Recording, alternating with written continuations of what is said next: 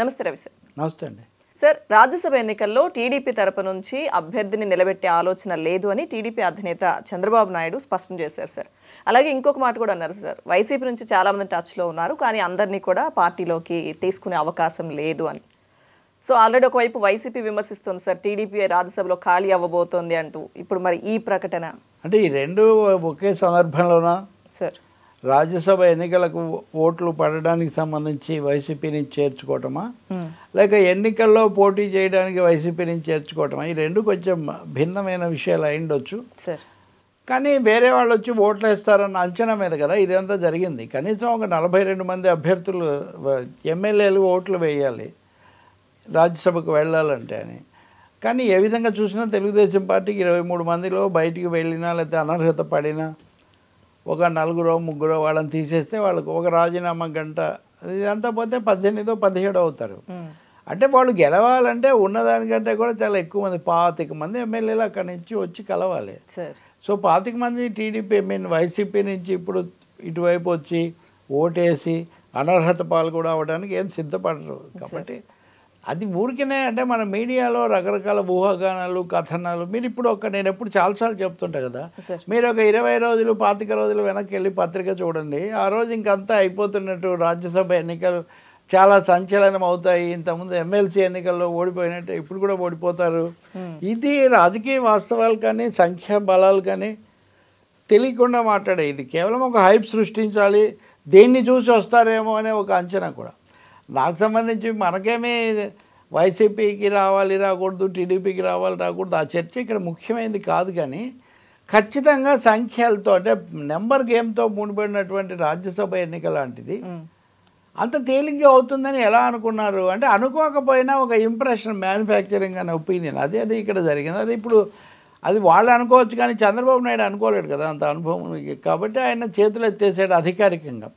ఇదేదో వాళ్ళని బలపరిచే పత్రికల్లో కూడా చెప్తున్నారు, ఆయన అవకాశం లేదు, మేము ఆ జోలికి పోదలుచుకోలేదు, పూర్తిగా మన ఫోకస్ అంతా అసెంబ్లీ ఎన్నికల మీద పెట్టాలి అని కూడా ఆయన చెప్తున్నారు. సో ఎందుకంటే ఇప్పుడు వైసీపీకి 150 పైన స్థానాలు ఉన్నప్పుడు అందులో 42x3 వాళ్ళకి అవకాశాలు చాలా పూర్తి పుష్కలంగా ఉన్నాయి.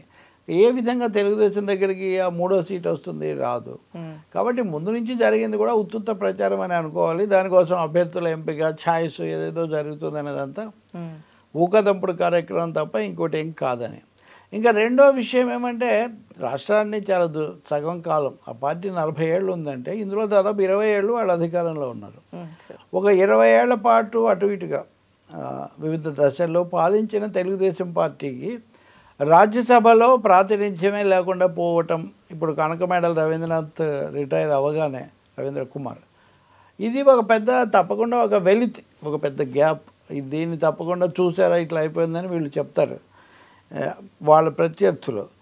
కానీ దాన్ని ఏం చేయగలిగింది లేదు. ఎందుకంటే ప్రజలు వేసిన ఓట్లను బట్టి అసెంబ్లీ సీట్లను బట్టి రాజ్యసభ సీట్లు ఇక్కడ రావాల్సి ఉంటుంది. అది ఇక్కడ జరగలేదు కాబట్టి.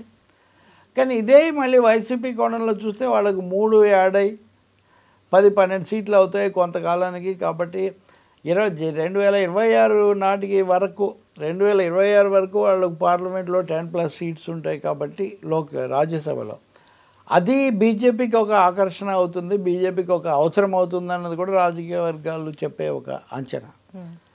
ఇంకా రెండోది, రాజ్యసభ అభ్యర్థులు అన్నప్పుడు తెలుగుదేశం వైసీపీ మధ్య ఒక తేడా ఉంది. చంద్రబాబు నాయుడు ఎక్కువ భాగం రాజ్యసభకు, చంద్రబాబు నాయుడు నేను చెప్తుంది, తెలుగుదేశం ఎన్టీఆర్ గురించి చెప్పట్లేదు. ఎన్టీఆర్ మేధావులను లెక్చరర్లను లేకపోతే ఎవరిని తెచ్చి రాజ్యసభకు పంపించాడు, మహిళలను బలహీన వర్గాలను ఇట్లా. కానీ తెలుగుదేశం పార్టీకి ఎందుకో రాజ్యసభ సభ్యత్వాలు అచ్చిరావు అనే ఒక పెద్ద అభిప్రాయం ఏర్పడింది. ఉదాహరణకు ఉపేంద్ర దగ్గర నుంచి మనం తీసుకుంటే రేణుకా చౌదరి ఇంకా చాలామంది ఇట్లా వాళ్ళు దేవేంద్ర గౌడ్ వాళ్ళు రాజ్యసభకు పంపించిన చాలామంది పార్టీ మార్చేశారు, వేరే పార్టీలోకి వెళ్ళటం, దాని తరఫున అవ్వటం. ఆఖరికి మొన్న అయితే కనుక రాజ్యసభ పక్షం మొత్తము బీజేపీలో కలిసిపోయింది.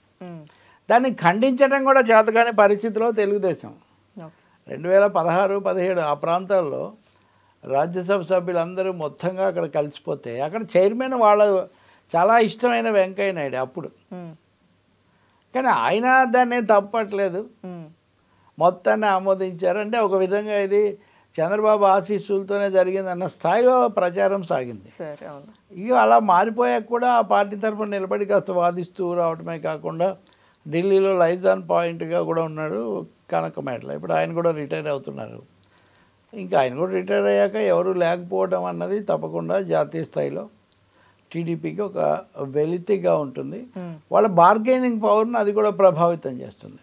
వాళ్ళు ఏదైనా చెప్పాలన్నా చేయాలన్నా చూడాలి మరి ఇప్పుడు ఇంకా ఎలా చేస్తారని. సార్ అయితే ఆల్రెడీ టీడీపీ మీద అన్ని కొన్ని కామెంట్స్ చేస్తున్నారు కదా సార్, అక్కడ తెలంగాణలో పార్టీ దాదాపుగా కనుమరుగైపోయిందని, ఇప్పుడు రాజ్యసభలో కూడా పార్టీ ఖాళీ అయిపోయిన పరిస్థితి, ఇవన్నీ కూడా టీడీపీ ఫేస్ చేయాల్సి వస్తుంది కదా సార్. అంటే ఇంత ఎక్స్పీరియన్స్ ఉన్న పార్టీ అంటే బలం అండి అది. ఇప్పుడు శాసనసభలో బీజేపీకి లేదు, ఆంధ్రప్రదేశ్లో ఏమైంది, అది కమ్యూనిస్టులకు లేదు, తెలంగాణలో టీడీపీకి ఈసారి అసలు పోటీ కూడా చేయలేదు. ఇప్పుడు రాజ్యసభలో పోటీ చేయలేదు అంటేనే మనం చర్చిస్తున్నాము. తెలంగాణ ఎన్నికల్లోనే పోటీ చేయలేదు వాళ్ళు. మా శక్తి అంతా మేము ఏపీ మీద పెట్టాలనే ఒక చిన్న వివరణతో. కాబట్టి అది పరిస్థితుల్లో వచ్చిన మార్పు వల్ల తెలుగుదేశం అట్లా అయింది ఈ దశలోని. అదే కాకుండా రాజ్యసభకు సంబంధించి ఇంకో విషయం ప్రత్యేకంగా చెప్పుకోవాలి. నేను ఇందాక కూడా అన్నా కదా, ఎన్టీఆర్ రాజ్యసభకు చేసిన ఛాయిస్లోను చంద్రబాబు అనుసరించిన పద్ధతికి పెద్ద విమర్శ ఉంది. చంద్రబాబు నాయుడు 99% ఏదన్నా ఒక చోట ఎక్కడైనా ఎక్సెప్షన్ ఉండొచ్చు, కార్పొరేట్లను డబ్బు గల వాళ్లను మాత్రమే రాజ్యసభకు పంపిస్తారు ఆయన అని. దీని మీద బహిరంగంగా విమర్శించిన వాళ్ళు, అసంతృప్తి వ్యక్తం చేసిన వాళ్ళు చాలామంది ఉన్నారు. చంద్రబాబు కూడా దాన్ని ఏం దాచుకోలేదు. అవునయ్యా, పార్టీకి వనరులు, ఆర్థిక వనరులు కావాలి, ఎవరో ఒకరు ఇస్తారో వాళ్ళని తీసుకుంటాము అని వాళ్ళు చెప్పారు. మీరు వైసీపీ వాళ్ళు ఏమంటారు, మేము ఒక పిల్లి సుభాష్ చంద్రబోస్ని పంపించాము, మేము మోపిదేవి వెంకటరమణను పంపించాము, బీసీలను మేము ఇంతమందిని రాజ్యసభకు పంపించాము అని. ఒకటేమో వీళ్ళకి ఎక్కువ ఎమ్మెల్యేలు ఉన్నారు కాబట్టి ఎక్కువ పంపించే అవకాశం వీళ్ళకు ఉంది. అది కూడా కాకుండా వాళ్ళు సర్దుబాట్లు వీటన్నిటిలో రాజ్యసభను కూడా లెక్కలోకి తీసుకున్నారు.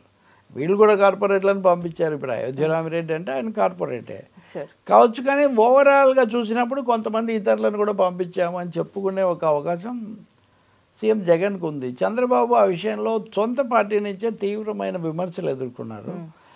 ఇంకొకటి నేను ఇందాక చెప్పింది, మీరు పనిచేసే కార్యకర్తలు ఎప్పటి నుంచి ఉన్న వాళ్ళను మీరేమో తీసుకోకుండా ఇలా కార్పొరేట్లను లేదా ఘనా పార్టీలను మీరు పంపించారు, వాళ్ళందరూ ఏమో వేరే పార్టీలోకి వెళ్తున్నారని ఇదివరకు విమర్శ ఉండేది.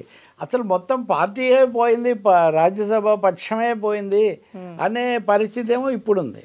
ఇది పూర్తిగా చంద్రబాబు నాయుడు లేదా దీన్ని ఎదుర్కోవాల్సిన ఒక పరిస్థితి ఇది.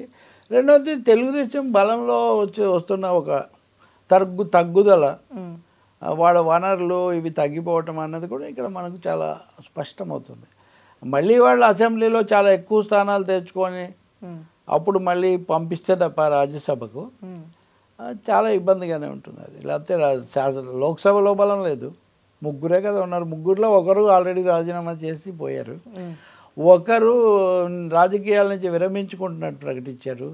అంటే ఉన్నదే ముగ్గురు. అయితే ముగ్గురులో గల్లా జయదేవ్ విరమించుకున్నారు, కేసీఆర్ నాని టీడీపీలోకి వైసీపీలోకి వెళ్ళారు, మిగిలింది రామ్మోహన్ నాయుడు. ఆయన అగ్రెసివ్గానే ఉన్నాడు, ఎర్రనాయుడు కుమారుడు కాబట్టి ఆయన కూడా నేపథ్యం ఆయనకు ఉంది. కానీ మనము రాజ్యసభలో ప్రాతినిధ్యం లేకపోవడం అని అంటున్నప్పటికీ నిజానికి లోక్సభలో ఉన్న ప్రాతినిధ్యానికి కూడా తెలుగుదేశం పార్టీకి గండిపడ్డం అన్నది ఇప్పుడున్న ఒక చారిత్రక పరిస్థితి. దీన్ని అవహేళన చేసేవాళ్ళు చేస్తారు.